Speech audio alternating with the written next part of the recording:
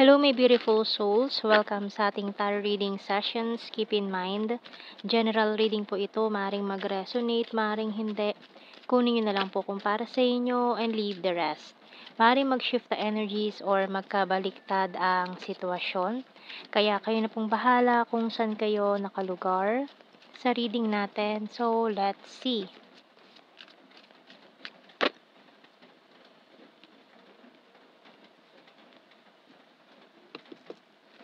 So, nahulog na agad yun. Oh!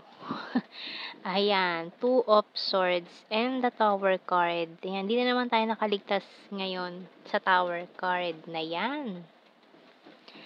And this Four of Wands. May mga twin flame energies na naman tayo.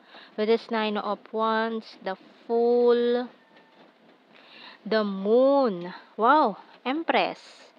Wow, puro major arcana tayo ha. Ayan. The High Priest. And this, wow, Shadow Side.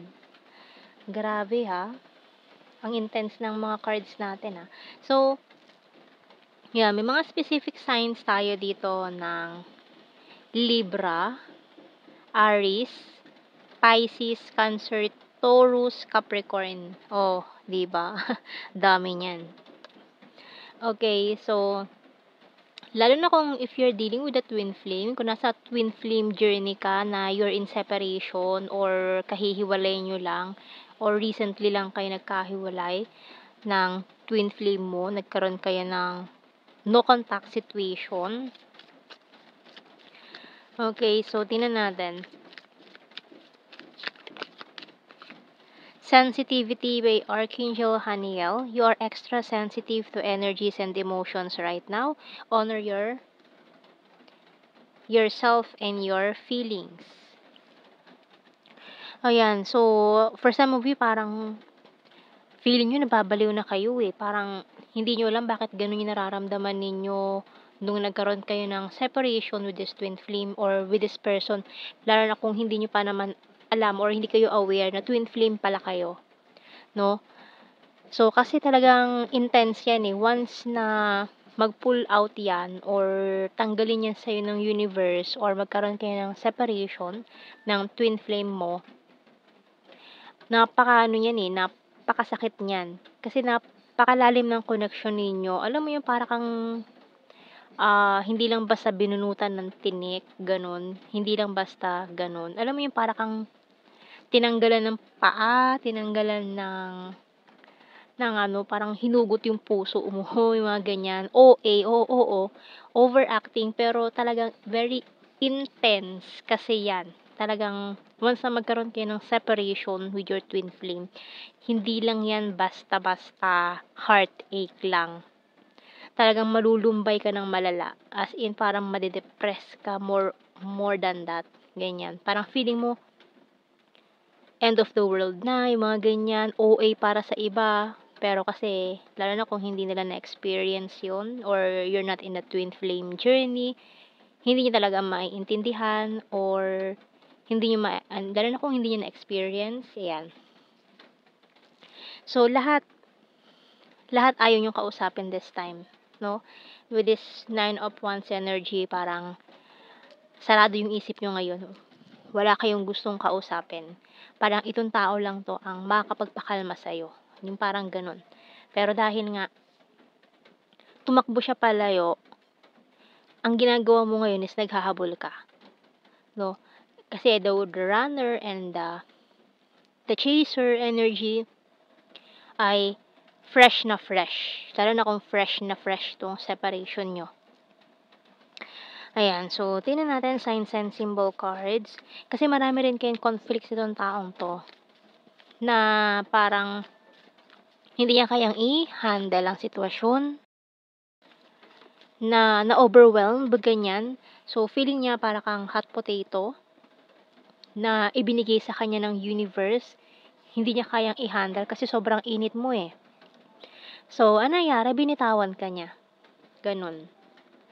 Hindi dahil sa ayaw niya sa'yo or hindi ka niya mahal. Pero hindi niya kayang i-handle eh. Parang hindi pa siya ready for you. yung hotness mo, hindi siya ready doon. Ayan. Kaya ang ginawa niya, umiwas siya, tumakbo siya. Kasi, out of this world yung feeling na yun eh. Natakot siya. Hindi niya alam kung paano i-handle yung sitwasyon. So, we have here magnifying glass. Ayun, butterfly. Newspaper. Oh, magnet. And this one is light bulb. And falling star. Bottom card, camera. So, dito lumalabas yung obsession eh. Ayan, parang this person is looking for your pictures everywhere. Pwedeng parehas kayo. Or the chaser. Ayan, yung naghahabol. Ngayon, kasi yung isa is tumakbo. So, yung naghahabol ngayon is talagang naghahanap siya ng solusyon para mahabol niya itong twin flame na ito, itong taong ito na lumayo na sa buhay niya. Ayan. Pero once na magkaroon, kasi usually, sa twin flame, ang una nagkakaroon ng spiritual awakening is the divine feminine. Kasi usually, yung divine masculine, sila yung runner na hinahabol ng feminine.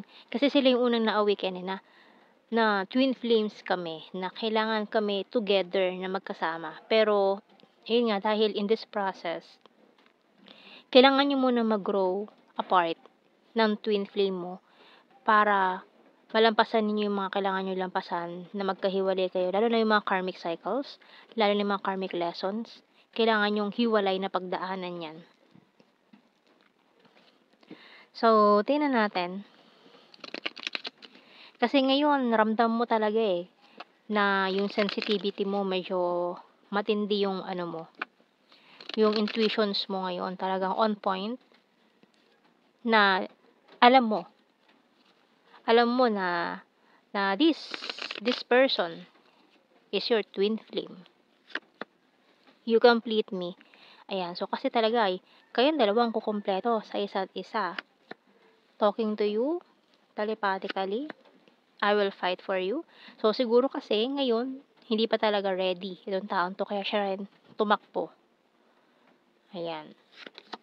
You're my rest and my healer. Kasi nga kayo ang twin flame eh. Kasi yung energy ng isa't isa is very soothing, very healing. Kumbaga ikaw yung pahinga ko sa nakakapagod na mundo, no? Kaso itong isa na overwhelmed. Kaya hindi niya alam eh kung paano ba 'to i-handle eh. First time niya lang na-experience 'to. Kaya umiwas siya, tumakbo siya palayo. Kasi natakot 'to eh. Bakit ganun yung energy? Bakit ganun ka-intense? Parang ayaw niya na matali pa sa ngayon kahit ganun yung nararamdaman niya. I want to see you this weekend. Can't decide. Yung maring undecided pa rin siya. Husband, wife, material, and I'm addicted to you. Natakot din to eh sa obsession niya. Kaya umiwas na lang siya. And noong mga panahong yon, undecided pa rin talaga siya. Hindi pa siya sigurado. Ayan oh. You're so hot. So, hindi niya talaga kayang i-handle yung sitwasyon. Kasi nga, diba, tulad ng sinabi ko, para kang hot potato na binitawan niya. Kasi hindi kanya kayang i-handle sa ngayon. Pero with this magnet, ayan, talagang nararamdaman nyo pa rin eh, yung magnetic pull na humihila sa inyo. Okay, kuha pa tayo ng messages.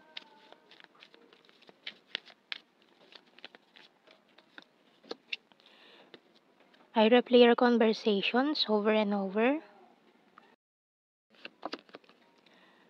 I don't react when people mention you. So, nandun siya sa stage ng denial eh, with this card. Ayun, the timing just wasn't right for us. Kaya kailangan niyo talagang mag-separate na dalawa. I love you, pero yung love, andyan pa rin yan. Natakot lang talaga siya. I left when I saw you with someone. So, maaari may mga other options pa rin noon na pinag-iisipan pa niya kung ano ba talaga yung pipiliin niya or sino ba yung pipiliin niya. I left you before you could leave me. I look for you everywhere and you and I were too young. Pero hahanapin ka rin nito. Ayan, marirealize din niya na kapag napagod yan tumakbo, tumigil siya katatakbo at ikaw tumigil ka na kahahabol sa kanya, saka lang niya marirealize yan. Kaya wag mo siyang habulin, hayaan mo siya na tumakbo this time. Finding out the truth crushed me. So once na malaman niya, ma-realize niya yung connection yung dalawa, mahihimasmasan yan. Titigil yan sa pagtakbo. Kuha tayo ng initials.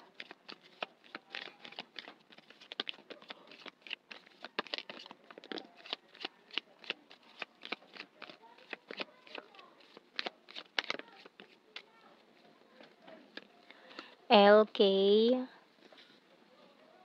MV, C, AW, ZF,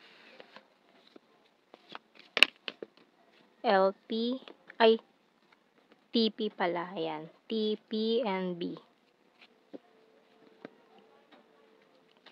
So, kuha tayo ng blue card. Jealousy. Separation. And chemistry. So, yan, twin flames in separation, maaaring may third party or yung mga other options. Ayan, matindi ang jealousy with this, energy. So, kaya naghahabol, maaaring may other option pa. Kaya hindi sigurado yung isa na tumakbo. Ayan. So, let's see. General signs and messages. So, hindi natin kailangan i-explain. Keywords na lang ito. So, we have here Visayas. Very loyal. Selfie-holic. Nature lover. Scorpio and ayan confirmation na it's a twin flame journey, twin flame energy. Animal lover. Ayan, mirrored souls pa. Future lover. Number 7, National Capital Region. Cute and chubby, responsible. Number 10, party animal. Air sign, Gemini, Libra, Aquarius. South PH, attractive and gorgeous. Ayan, si Chaser. Mountain card, practical, soon. Friendly, present lover, flirtatious, Virgo. Kasi ito hindi niya mabitawan eh. Marami pa siyang options. Ayan, kaya naguguluhan pa itong taon to, kaya siya tumakbo. Maaaring takot pa siya sa commitment, hindi pa siya ready. Aries and confusing. Ayan confused pa siya eh. So, kaya hayaan mo muna siya na mahimasmasan siya, ma-realize niya lahat. Ayan. So, hindi mo siya kailangang habulin. So, yan ang ating reading. Thank you for watching. Take care and God bless. See you in our next reading, guys. Bye-bye.